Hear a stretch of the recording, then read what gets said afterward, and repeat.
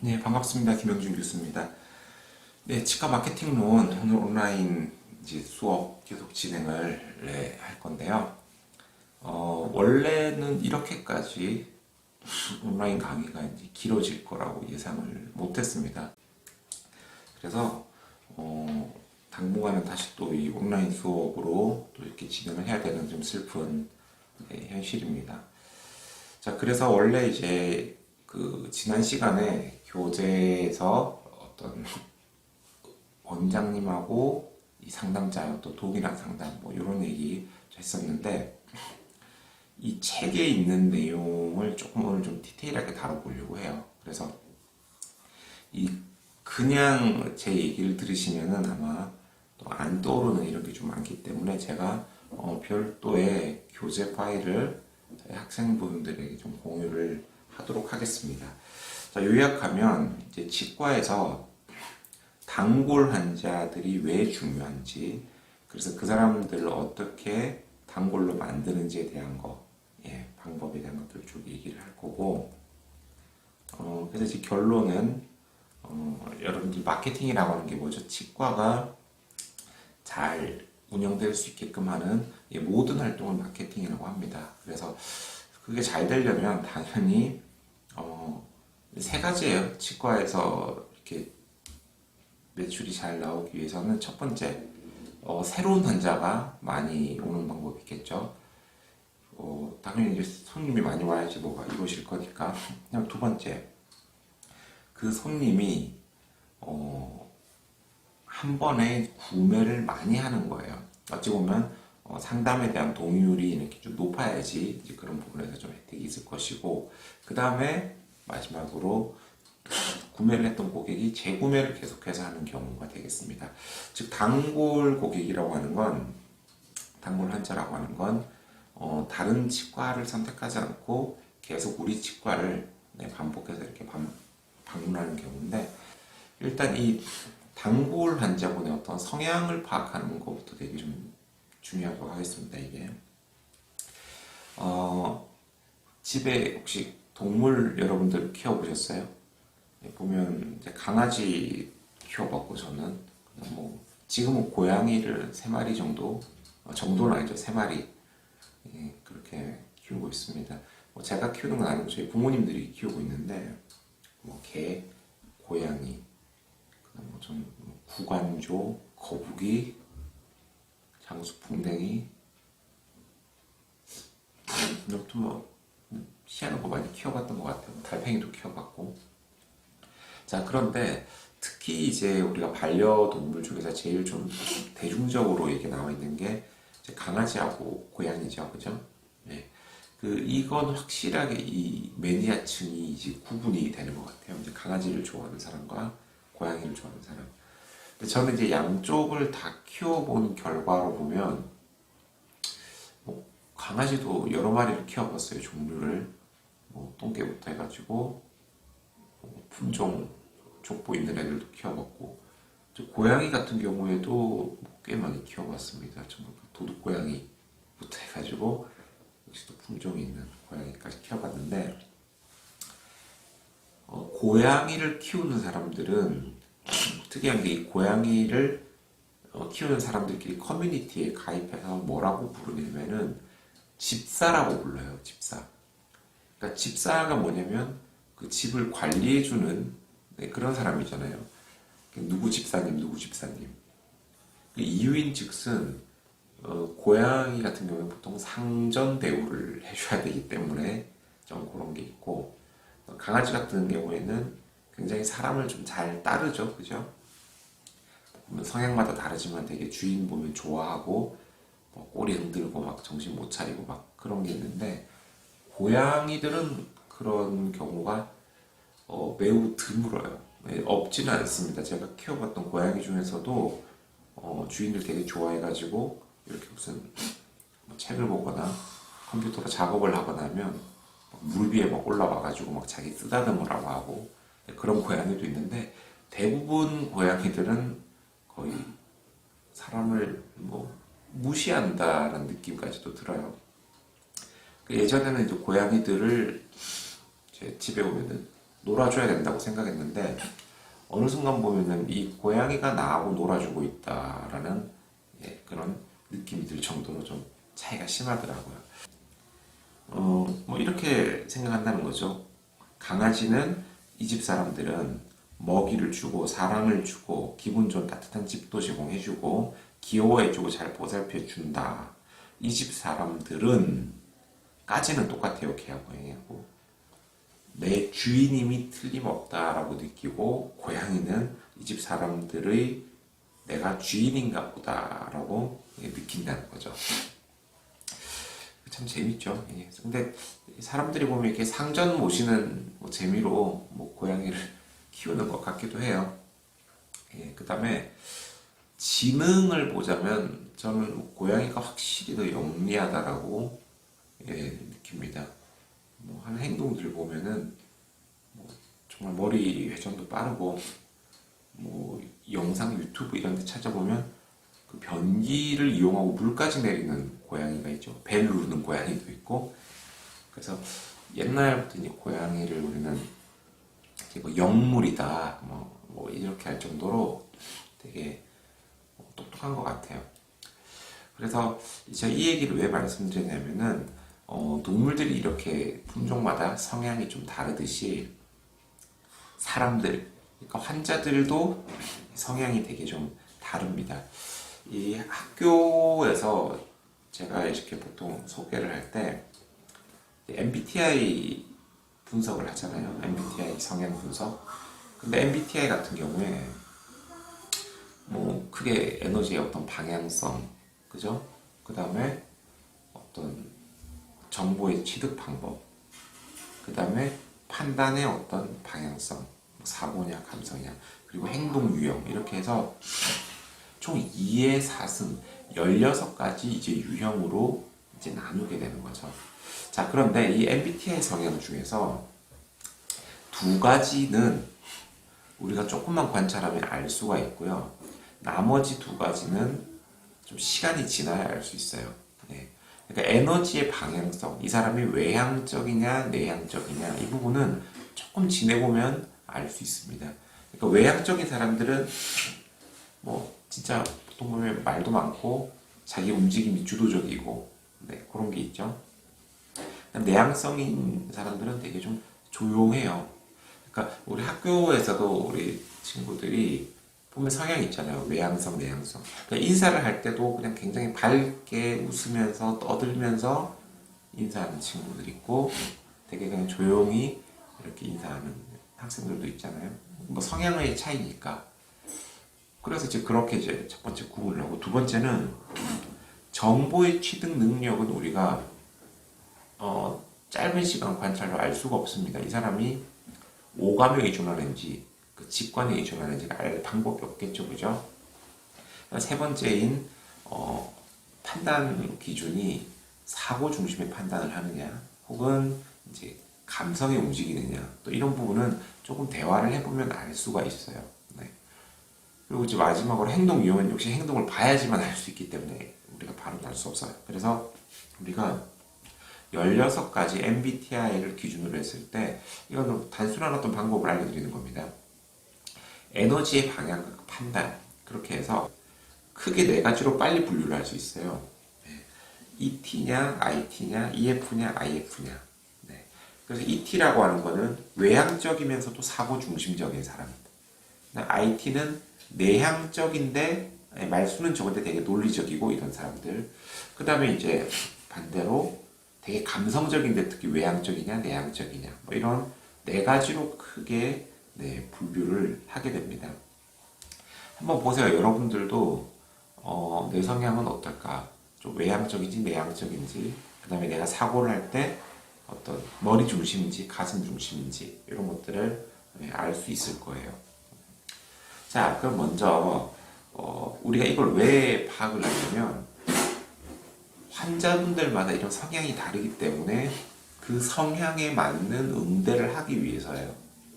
그러니까 가장 효과적인 마케팅의 그 툴을 선택하기 위해서 상대가 어떤 성향을 우리가 분석을 해야겠죠. 자, 특히 이제 하나씩 살펴보겠습니다. 4페이지 보면 ET, 외향적이고 사고적인 사람이에요. 굉장히 말도 많고 자기 주도적인데 논리로 움직여요. 다른 사람의 어떤 감정을 배려하고 뭐 이런 사람들, 배려하지 않는 사람들. 자, 이런 사람들은 일단 잘 들어주는 게 통해요. 내가 말을 하는 것보다는 내가 이 사람들의 말을 그냥 끄덕끄덕끄덕 하다 보면은 굉장히 잘 따라오게 돼 있습니다. 그래서 내가 이 사람에게 듣고 싶은 말을 질문을 하면 반응이 좋아요. 질문을 하면 말이 없지 않고 말이 많기 때문에 적절한 질문만 잘 던져도 ET 성향 같은 경우에는 컨트롤하기가 좋아요. 그 다음에 이 감성보다는 사고 중심이기 때문에 얘기를 해보고 본인이 논리적으로 이해가 가면 동의도 빨라요. 맞네. 네, 그런 게 있고. 그 다음에 말이 조금 앞섭니다. 말이 앞서요. 그래서 사실 보면은 제일 설득하기 편한 유형이에요. 본인이 말이 많고 논리적으로만 이해되면 좀 따라오고 네, 그런 게 있고 이런 사람들을 근데 컨트롤할 때 제일 주의해야 될 점이 본인이 주도하도록 만들어줘야 돼요. 그러니까 치료 같은 경우에도 이 환자가 이해가 되고 내가 선택을 해야 되는 거지 상담자가 강요하고 끌고 간다라는 느낌이 들면 일단은 본능적으로 방어를 하게 돼요. 방어. 예. 생각하고 방어하는 게 아니에요. 그렇기 때문에 그 부분을 주의해야 된다. 스스로 선택할 수 있는 환경과 적절한 질문을 통해서 말이 많아지도록 해야 된다. 주도하려는 경향이 크고 그 다음에 결정에 대해서 머무르지 않아요. 머뭇거리지 않아요. 심사숙고보다는 딱 결정을 해버려요. 그래서 이런 분들 같은 경우에는 좀 잘 관리를 하면 소개 환자를 굉장히 많이 만들어 줍니다. 예. 그래서 소개 환자를 많이 만들어 주고 그 소개 환자들도 로열티가 굉장히 높은 편이에요. 충성도가. 그래서 외향적이고 사고적인 사람을 굉장히 저는 좀 선호를 한다는 겁니다. 이제 기억하셨죠? 자, 그럼 이제 두 번째는 그 외향적이면서 감성적인 사람들이 있습니다. 네, 5페이지 한번 봐주시면은 대부분 좀 밝은 성향의 말이 많고 사람 좋아하시는 분들이에요. 네. 근데 이분들은 특징이 논리가 아니라 관계성에 의한 그 의존도가 높습니다. 그래서 내가 이 치료를 어떻게 할까 말까에 있어서 지금 눈에 앞에 보이는 상담실장이나 담당자와의 관계성이 큰 영향을 줘요. 네. 그래서 그러다 보니까 이제 내가 치과에 와서 불편하거나 이런 걸 했을 때 상담자가 이번에는 굉장히 어떤 뭐 통증이나 뭐 어떤 어려움, 뭐 금전적인 이런 부분에 대해서 공감을 얼마나 하느냐에 따라 가지고 동의율이 크게 출렁거려요. 예. 그러니까 일단은 자기한테 좋은 사람한테 치료를 받는 게 더 중요하다라는 주의예요.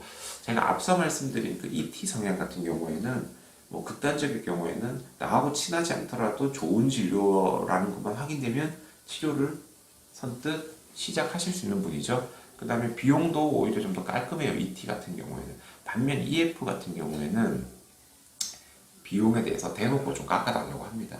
외향성이기 때문에 대놓고 얘기할 수 있어요. 내향성들은 기분이 좀 언짢아도 얘기하지 않아고 해요. 그냥 참지 이렇게 넘어가는데 외향성들은 대놓고 좀 깎아달라고 아무렇지 않게 얘기를 하는데 이런 걸 거절을 했을 때 상처를 또 크게 받아요. 예. 그래서 그런 그 라포 관계성 관리에 신경을 좀 많이 써야 되고 친밀도가 바로 만족도하고 비례해서 영향을 준다라는 겁니다. 그래서 이런 분들 같은 경우에는 오히려 칭찬이라든지 뭐 스타일을 칭찬한다든지 이런 것도 되게 좋고 그 다음에 사적인 이야기에 반응을 바로 해요. 예, 그래서 우리가 이런 사적인 얘기를 잘하는 걸 상담실장들을 우리가 트레이닝할 때 뭐라고 하냐면 스몰 토크라고 하죠. 예, 사소한 이야기로 어떤 이야기를 쭉 끌어갈 수 있는 그런 어떤 능력. 그래서 스몰 토킹을 연습을 좀 많이 할 필요가 있습니다. 사소한 것 가지고 뭐 공통점이나 이런 걸 찾아가지고 이야기를 할 수 있는 바로 이런 외향적이고 사교적인 사람들이 타겟으로 돼 있고 이분들이 굉장히 소개를 많이 해줘요, 환자분들을. 근데 주의점이 ET 성향보다 보통 소개해 주시는 분들이 병원에 대한 로열티가 조금 낮습니다. 낮아요. 그러니까 이분들 통해서 소개를 받을 경우에는 조금 더 공을 들여야 된다는 거죠. 쉽게 가기보다는. 그래서 좀 외향성들이고 저는 어쨌든 ET나 EF나 다 외향성을 좋아해요. 왜냐면 본인이 주로 말을 많이 하는 걸 좋아하기 때문에 저는 상담할 때 제가 얘기를 많이 하는 걸 별로 안 좋아하거든요. 환자분들 말을 많이 시키려고 노력해요. 제가 그 상담 강의할 때 그러잖아요. 환자 말을 많이 시키는 사람이 굉장히 능력 있는 상담자다. 그러니까 혼자서 막 줄줄줄줄 막 읽고 환자는 막 무슨 말인지 모르겠고 있는데 그래서 이거 치료하셔야 돼요 라는 건 통보죠. 근데 상담을 잘하는 사람은 어머니 양쪽 중에서 어떤 쪽이 조금 더 안 좋아 보이세요? 어머니 보시기에는 질문을 하는 거예요. 왜? 말을 많이 끌어내기 위해서. 질문이죠.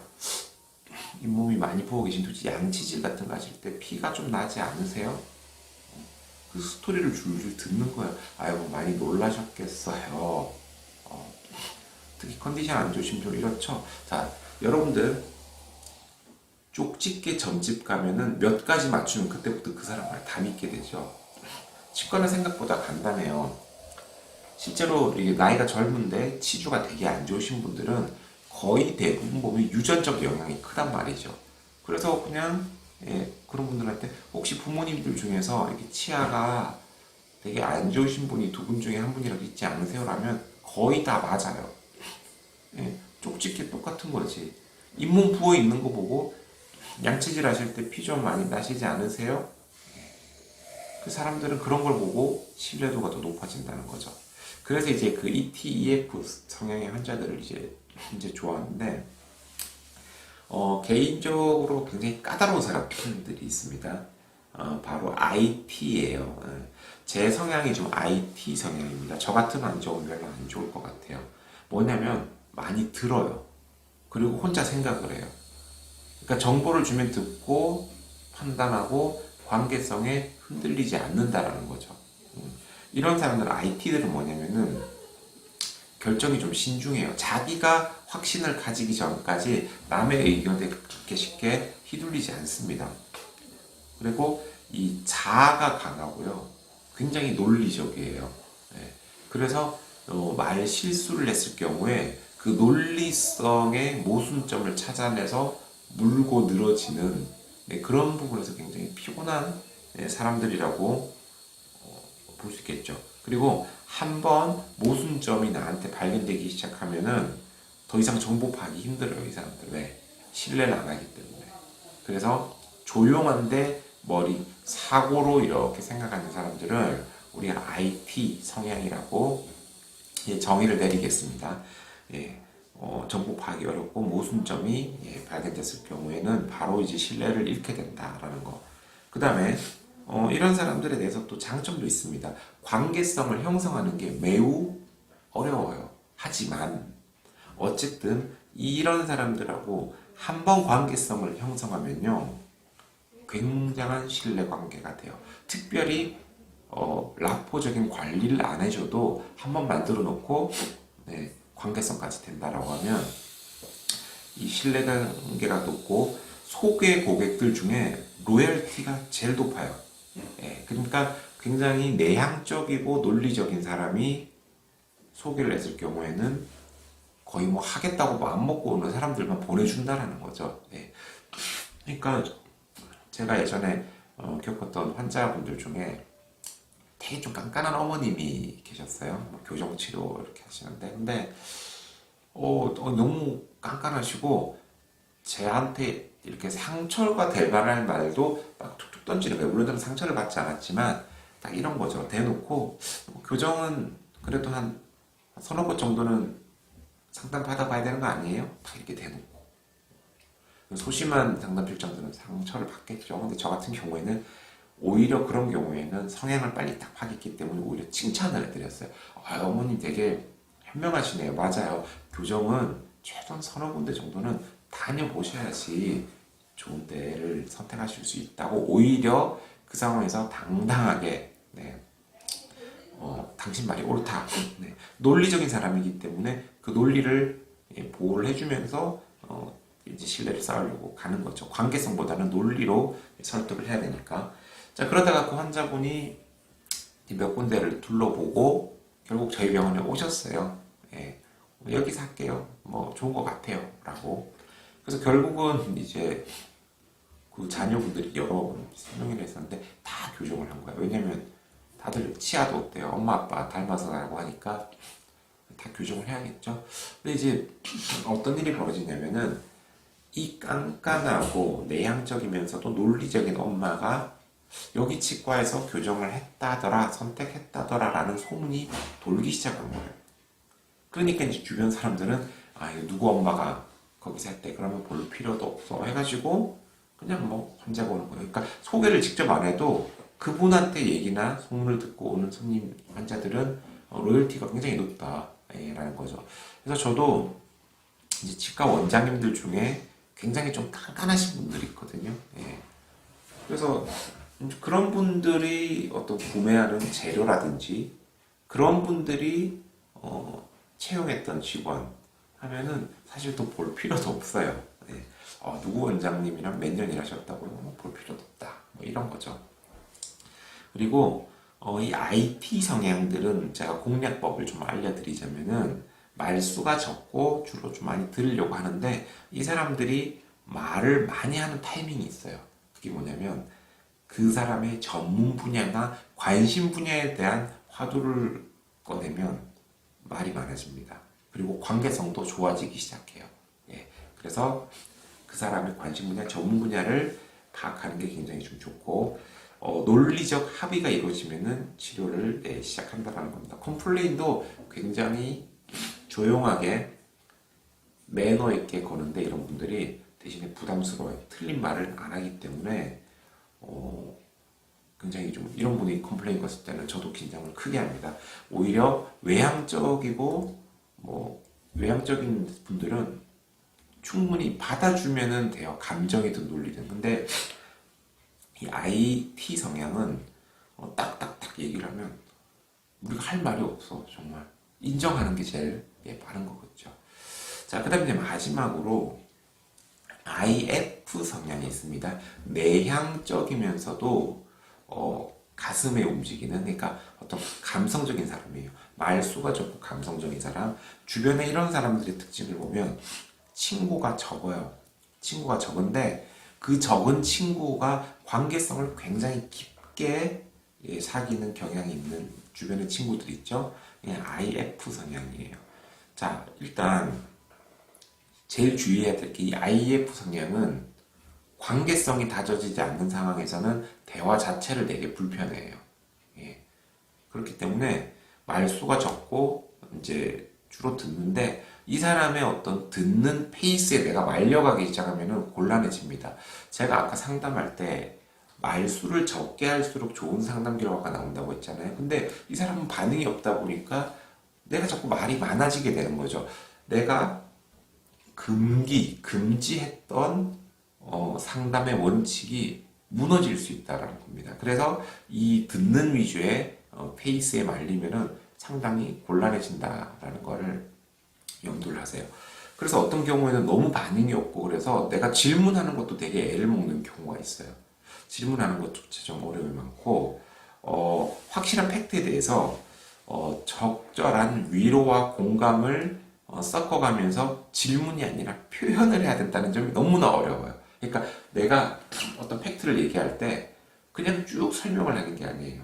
예. 제가 아까 설명 많이 하면 어떻게 된다고 했죠? 설명충이 되면 동요는 쭉쭉 떨어진다고 했습니다. 그런데 이분한테는 설명충이 돼야 되면서도 감성이 개입돼야 된다. 감정적으로 다뤄야 된다라는 부분 때문에 어려워요.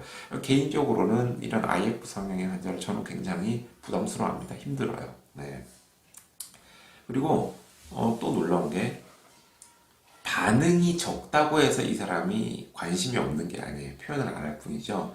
예, 반응이 적더라도 좀 친근감과 뭐 이런 게 좀 쌓이면은 관계가 깊어질 수 있어요. 예, 그래서 또 사적인 뭐 그런 이야기를 좋아하는데 표현을 잘 하지 않는다라는 거고, 제 입장에서 그런 환자분을 응대하는 건 굉장히 좀 에너지 소모가 많은데, 이분이 정말 이제 끝판대장이죠. 만약에 이분이 이제 소개 환자나 가족을 데리고 왔을 때는 역대 이제 네 가지 로열티 중에 최고다. 그러니까 결국은 I 성향, 내향성의 사람들의 소개 환자가 어찌 보면 좀 더 편하게 상담을 할 수 있다라는 것 정도를 기억하시면 도움이 되겠습니다. 제가 이 단골 환자를 늘리는 방법에 있어서 이 영상이 너무 길어지면 아무래도 좀 지루해 질 수 있어 일단 환자분들의 기본적인 성향을 단기간 내에 파악할 수 있는 MBTI의 네 가지 속성 중에 에너지의 방향성과 어떤 사고의 방향성, 이 두 가지만 가지고 조합하는, 누구나 쉽게 알 수 있겠죠. 대화를 해보면 알려드렸고, 제가 이 다음 시간에는 실질적으로 단골 환자를 늘리기 위한 프로세스에 대해서 제가 말씀을 드리도록 하겠습니다. 네, 고맙습니다.